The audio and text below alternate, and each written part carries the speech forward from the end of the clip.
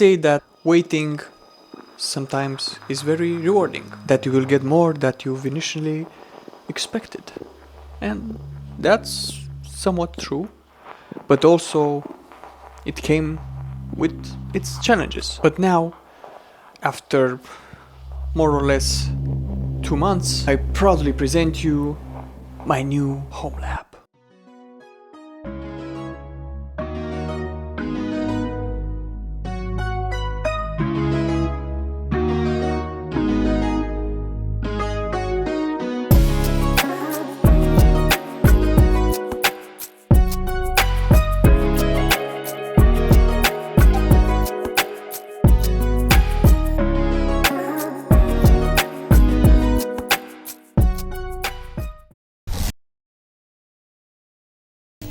Hi guys and girls, my name is Dan from GeekChronicles.ro, and today I'm gonna present you my new home lab. Oh well, it was a challenge, I'm not going to lie. A few days back I just finished my home lab. What I did was somewhat simple in concept.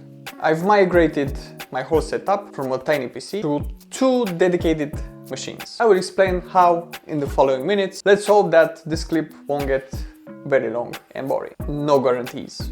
80% more or less of my services were run by this tiny computer. Whenever I needed to access my video editing VM or my NAS, I had to turn on the second server, which I did a clip a few months back or years by now. Initially I had some plans to upgrade that PC, basically to upgrade the CPU in it, install a second GPU, but after I did some more digging, I didn't thought it was worth it, so I scrapped the idea. My new plan to build a new NAS that will run also Home Assistant and my other services that are in my home lab, and build another computer on my existing old chassis that will have an EPYC CPU, more RAM and 2 GPUs, because the plan was that this will be my main video editing machine that I can basically access from wherever I am in the world, and my NAS will run all the time with Nextcloud, Home Assistant and all the other services, so I don't have to power it off each night. I hope you're still with me. And I started to dig and dig and dig and to educate myself.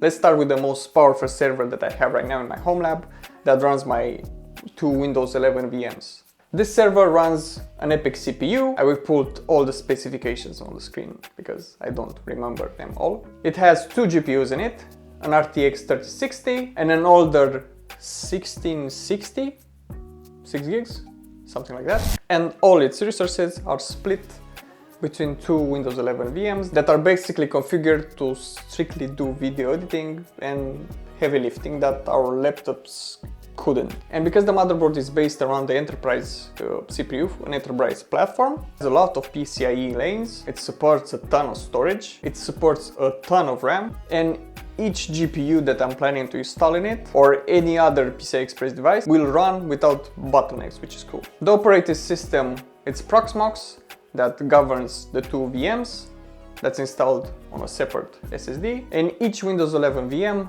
has its own SSD, because in my mind this configuration makes the most sense. My experience with the Chinese board was mixed, I might say. The quality of it is nice, I cannot lie about that. It seems to be built really thoughtful, but the support and some settings inside of the BIOS seems to me to be like a little bit half-baked. So I will give you an example. So you know, on the grand majority of motherboards you have those 4-pin PWM headers to control the case fans. The problem is that on this board, at least to my knowledge, you cannot control really the RPM of those fans, so they run all the time at full blast. And also in the BIOS they have a lot of options, but again, it seems to me that they just pull the BIOS from another motherboard and stick it to theirs because it's not organized. That is in my opinion. The drivers, in terms of the motherboard drivers in the BIOS,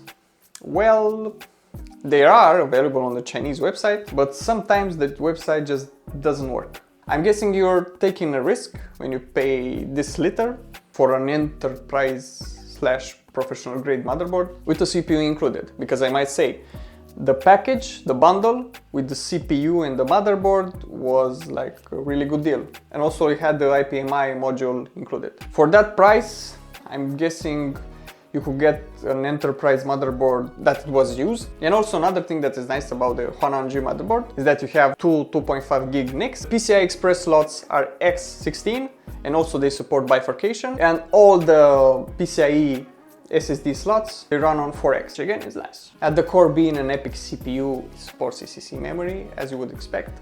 But here is another problem with the RAM. They say that this particular motherboard supports just some RAM sticks, especially Samsung RAM sticks. And believe me, I had to buy a few sticks of RAM in order to find a pair that works fine. I found some SK Hynix RAM that works to my surprise, even though it's not technically officially supported. Because what's weird is that I had like identical SK Hynix RAM sticks.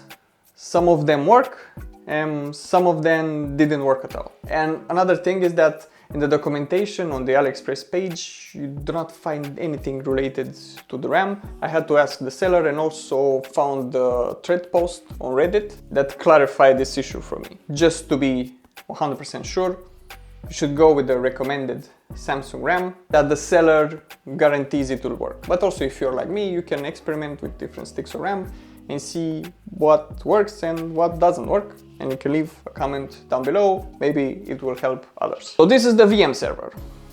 So stick with me. The main server, it's a little bit more powered down. Now, because this server was running 24/7 for me, I had to rethink the whole idea of it. Because even now it's a little bit overpowered for what I need, but I will get to that later. And also I will get to some of the mistakes that I've made with the build, but you will see them. The server has at its base my old motherboard that was an A4 motherboard that had a Ryzen 5 in it, but the problem was with that Ryzen is that it didn't have an internal GPU. Each time I had a problem with it, I had to put a GPU in the PCI Express slot in order to have video output. That was a bit frustrating. So my initial plan was take the CPU from the TinyHP one that ran on 35 watts and also had a GPU integrated in it. But the main problem with that idea was the fact that if I took that CPU out from the HP, it would have been really hard for me to sell that bare unit without a CPU in it, so I've abandoned the plan. So I went to look on eBay, Amazon, and some local shops in Romania, and thanks to Poland, because I found like a really good deal on this CPU, I bought a Ryzen 7 5700 that has an internal GPU in it. Also because I wanted to focus more on reducing power consumption, I went into the BIOS and limit the CPU to 40% power. Use the existing RAM that was present on the motherboard. I have 64 gigs of Samsung RAM, which is more than enough for now. And in terms of storage, again, using Proxmox on a separate SSD. And because I've used the old case for the main VM server, I needed to find the chip case that had a lot of expansion, so it would allow me to install more drives for my NAS. Eventually I found this Antec case, which it was a bit of a mistake because not only that it was old, I paid around 15 euros, something like that on it, but it's so heavy, so banged up and worn down that I have to put a lot of hours cleaning it. At the end, it didn't make that much of a difference because it has so much corrosion inside of it. But well, I have it, so now I had to use it. I 3D printed some brackets because the existing brackets or the existing configuration for the 3.5-inch hard drives wasn't working for me. So in this current configuration, in theory, I should be able to fit around 12 or 14 hard drives, which is enough for now, I guess. But also because I have a lot of space between the motherboard and the hard drive cages, I'm guessing I can improvise something, print some brackets and install a row of hard drives there. Now, I hope I covered everything. The only thing I have to add extra to the motherboard was a 2.5 gig network card, because the existing network card that was installed on the motherboard, that came with the motherboard, it's only 1 gig. And I've upgraded my home network to 2.5 gig to get some extra speed from the NAS, basically. I thought initially to upgrade to 10 gigs, but I saw that those dongles that you plug in a Thunderbolt port to get 10 gigs on the great majority of laptops were a bit expensive. And also those converters that convert the optic signal to copper were a bit expensive in my opinion, and I needed a few of those because I didn't want, at least now, to upgrade my copper cables to fiber in the house. So for now it's fine, 2.5 gigs. But the only thing that I did was to make a fiber run from my server rack to the second switch that's on my hallway that also connects to the internet, because if I want to upgrade it in the future to a 10 gig switch, it will be like a plug and play situation. It was a bit difficult for me because I'm not the networking expert, so I had to learn a few things about VLANs and trunking. But after I consolidated that information into my brain, everything worked like pretty smooth. With one of the routers I had like a little bit of difficulty understanding how with trunks the VLANs from one switch to another and then to my entire network, but after I figured that out, it was smooth sailing. The only problem that I have now is that I'm noticing that I don't get that much of a speed improvement in terms of copying files from the NAS to my laptops, even though I have like 2.5 gig dongles, USB dongles, but I will investigate that. Also, as I said at the beginning, I have like, not regrets, but a few things that I would have done differently if I had like more time maybe, or knowledge. The first thing is that I wouldn't buy again that Antec old server case. It's just not worth it in my opinion. I would have gotten like a cheap Chinese